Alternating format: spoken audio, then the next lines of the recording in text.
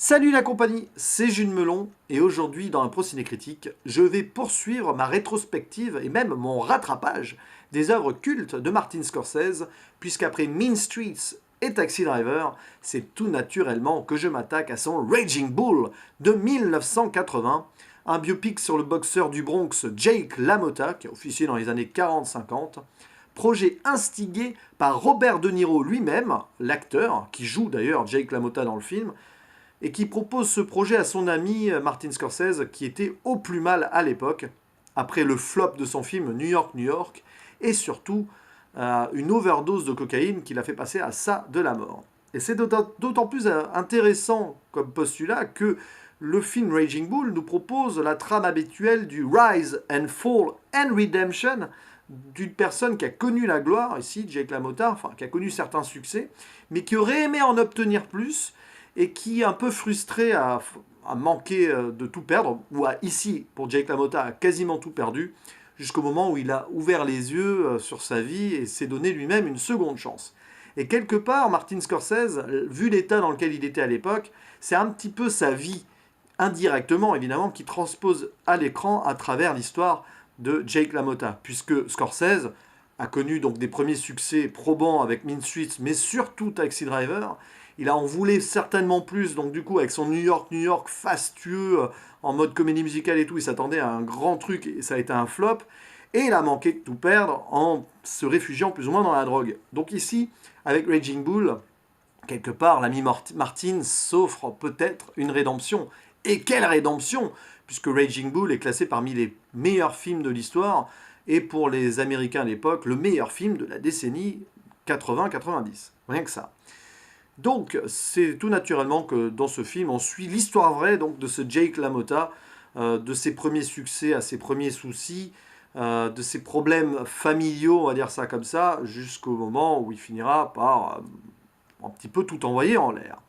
Alors, je ne vais pas aller forcément dans les détails, si ce n'est quand même parler du reste du casting, au moins à travers deux acteurs, puisque dans ce film, on retrouve Joe Pesci quand même, lui aussi l'un des acteurs fétiches de Martin Scorsese, et qui joue le frère de Jake LaMotta, Joey. Il y a aussi la jeune Kathy Moriarty qui fait ses débuts à l'époque, elle devait avoir 18-19 ans, elle joue la seconde épouse en fait de Jake LaMotta, puisqu'au début du film on voit qu'il s'entend pas bien du tout avec la première, ça se termine mal d'ailleurs, enfin du moins on l'imagine parce qu'on le voit pas, et du coup divorce et se remariera plus tard avec cette jeune fille à qui il en fera baver malheureusement par la suite. Et c'est très intéressant parce que dès le début du film, on sent que le postulat va être tel quel, Rise, Fall, Redemption, puisqu'on voit cette scène au ralenti de Jake LaMotta en mode sous les feux des projecteurs, etc., presque serein sur le ring. Et le combat qui suit se termine mal avec la foule qui part un peu en vrille parce qu'apparemment pas contente de la décision des juges. Et donc cette violence latente qui, plus tard, sera partie prenante de la vie de Jake LaMotta. Parce qu'il faut savoir que Jake LaMotta, même si c'est l'un des boxeurs qui a eu le plus de succès à son époque, il n'a pas eu que des victoires, notamment face à sa bête noire, Sugar Ray, je ne sais plus son nom de famille. J'ai plus envie de dire de bêtises, j'ai un petit trou. Sugar Ray Robinson, voilà, j'allais dire autre chose, mais je ne sais pas pourquoi. Bref, face à ce boxeur-là, par exemple, il ne gagnera qu'un combat. Et frustré parce que il mettra des années, malgré beaucoup de victoires, à obtenir une place de challenger face aux champions du monde. Et ça se sent, on voit donc pendant, je crois que ça dure au moins 7-8 ans, il est là, il empile les succès et tout, mais il n'est pas choisi comme challenger numéro un. Et dans sa vie privée, ça se passe pas super bien. Déjà, sa première épouse excite. Ensuite, il y a quand même de bons moments pendant quelques années avec sa nouvelle épouse, donc qui s'appelle Vicky dans le film, jouée par Kathy Moriarty. Mais cette frustration commence à monter, et finalement il arrive à être champion du monde quand même en 1949. Et c'est là où on croit que ça va aller mieux, que finalement non. Parce que Jake LaMotta nous est présenté comme quelqu'un qui veut toujours plus et qui a toujours une revanche à prendre sur quelque chose. Peut-être une revanche à prendre sur la vie et ses origines. C'est pas trop, on n'insiste pas trop, mais on le voit quand même dans son contexte. Il vit toujours dans son quartier du Bronx, loin de la richesse. C'est une époque où la boxe ne rapportait pas beaucoup d'argent. On était loin des fastes du monde professionnel d'aujourd'hui. Et voilà, il a toujours envie de se prouver quelque chose à ses yeux et aux yeux des autres, et il développe même une parano autour des gens de sa propre famille. D'ailleurs, et on voit le parallèle à ce qui se passe sur le ring. Quand ça va, il donne tout ce qu'il a et ça marche, quoi. C'est un tueur sur le ring et tout, mais dès qu'il y a des petits soucis à côté, ça le déconcentre et il perd quelques combats comme ça. D'autant plus que le pauvre doit subir un peu la loi de la jungle de ce milieu.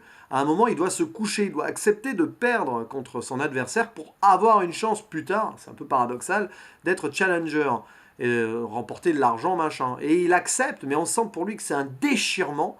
On le voit pleurer dans les bras de son entraîneur après le match.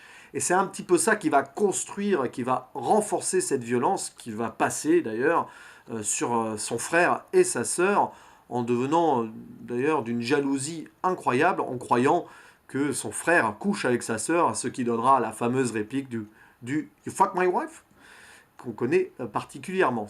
Deux répliques cultes de De Niro Scorsese, avec le fameux, bien sûr, Talking to Me de Taxi Driver. Et franchement, le film est super bien fait là-dessus. Et d'ailleurs, outre cette scène d'ouverture qui annonce pas mal de choses, on a aussi le Jake LaMotta de 1964, c'est là où le film se terminera, avec un Robert De Niro qui prendra 30 kilos au milieu du tournage, après les scènes donc, de combat de boxe et tout. Pour les scènes de fin, il prendra 30 kilos en quelques semaines. Et bien sûr, cette performance-là, y compris son rôle dans le film, parce qu'il est excellent, lui vaudra d'ailleurs un second Oscar. Et le dernier qui remportera d'ailleurs à date. Franchement, ce film, qu'est-ce que j'en pense? C'est pas mon style de film. Mais par contre, j'ai quand même vraiment apprécié la tension et, on va dire, la façon que Martin Scorsese a de nous, on va dire, de nous faire pénétrer dans cette histoire, par sa mise en scène, mais aussi par le déchirement mental, quelque part la folie un peu psychopathe, même si ça va pas non plus jusqu'à Taxi Driver, d'un personnage qui n'est pas vraiment à l'aise dans sa vie. Et c'est terrible quand même quand on y pense. Franchement, j'ai mis 8 sur 10 sur Sens Critique parce que ça le vaut bien. On sent le chef-d'œuvre.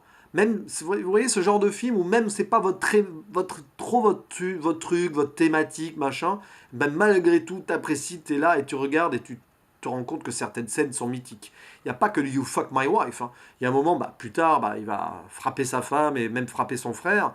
C'est terrible de voir une famille se déchirer comme ça et de voir un homme mettre tout en danger au risque de tout perdre. Bref, c'est... voilà, alors je sais pas après si Scorsese a voulu montrer une critique du monde professionnel de la boxe de l'époque, qui pouvait faire péter un plongeon, ce qui est toujours vrai aujourd'hui avec la staritude, hein, quelque part. Les gens les moins forts finissent par craquer. Ici, la Motta est considéré comme quelqu'un qui n'avait peut-être pas les épaules. Et d'ailleurs, il y a un petit parallèle avec le fait ce soit un poids moyen. Et il a toujours, d'ailleurs, il veut toujours plus. À un moment, il dit Ah, j'aimerais affronter le poids lourd parce que je suis sûr que je suis meilleur que lui. Ouais, mais t'es pas dans la même catégorie, tu peux pas. Et c'est un petit peu ça ici. Quelque part, Jake LaMotta, ici, vit sa vie dans une catégorie qui n'est pas la sienne. Il n'était tout simplement pas fait pour être une star. Voilà. Enfin, pour être connu, pour avoir la gloire, même dans un monde de la boxe qui à l'époque n'était pas autant starifié qu'il l'est aujourd'hui. Donc franchement, une vraie réussite. Et puis une fin de film très très très prenante aussi, avec un rapport à la religion, voilà, sans expliquer comment ça se termine. Bon, j'ai parlé de Rise, Fall, Redemption. Il y a le dernier plan, enfin, qui est un fondu au noir avec un texte de la Bible qui apparaît. Et franchement, on sait à quel point Scorsese a une relation particulière avec la religion.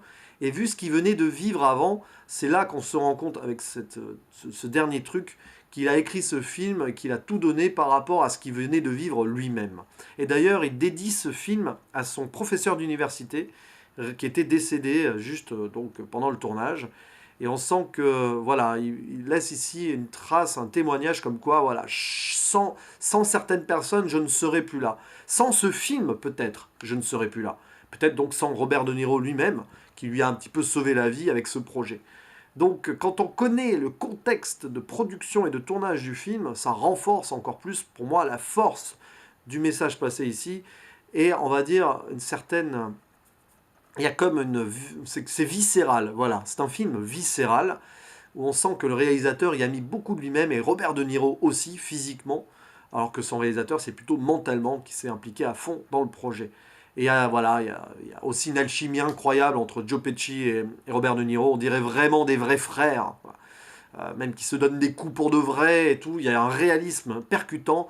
Et évidemment, comment ne pas mentionner ces scènes de combat filmées avec cette caméra qui tourne sur le ring. Ça a demandé des mois de tournage. Pourquoi? Il y a 5-6 combats qui sont montrés dans le film, enfin au moins 3-4 en détail. Et le jeu du montage aussi, forcément, avec d'ailleurs la monteuse attitrée de Scorsese, qui était revenue à ses côtés à l'époque, mais qui n'était pas là pour Taxi Driver et Mean Streets, j'ai vérifié. Bref, franchement, la façon dont c'est filmé, avec le jeu des lumières des appareils photo, le bruit des coups aussi qui percute, c'est franchement... Ouais, c'est viscéral. Et la viscéralité des combats, dans la façon dont les combats sont filmés euh, pendant ce film, renforce le thème psychopathique et viscéral euh, qui, euh, qui font et qui défont d'ailleurs la personnalité de Jake LaMotta dans sa vie privée, dans sa vie de tous les jours. Voilà.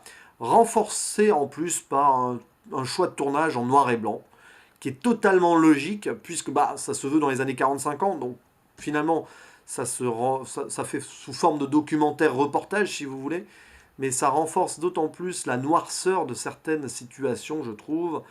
Et donc, c'est un choix plus que pertinent de la part de Martin Scorsese. Voilà, donc, à date, je mettrai Raging Bull juste derrière Taxi Driver, que j'avais vraiment adoré, mais devant Mean Street, voilà, si je dois faire un bilan des films cultes que je suis en train de découvrir de Martin Scorsese du début de sa carrière. Me reste plus qu'à en découvrir d'autres et en revoir certains, voilà. Mais pour l'instant, je peux dire que Martin Scorsese est vraiment en train de devenir un réalisateur qui compte dans mon cheminement de cinéphile actuel. Voilà. Et en attendant, toujours, évidemment, avec cette perspective de découvrir sa nouvelle œuvre, qui sera peut-être son œuvre ultime d'ailleurs, The Irishman, à la fin de l'année sur Netflix. Voilà. À la prochaine. Ciao.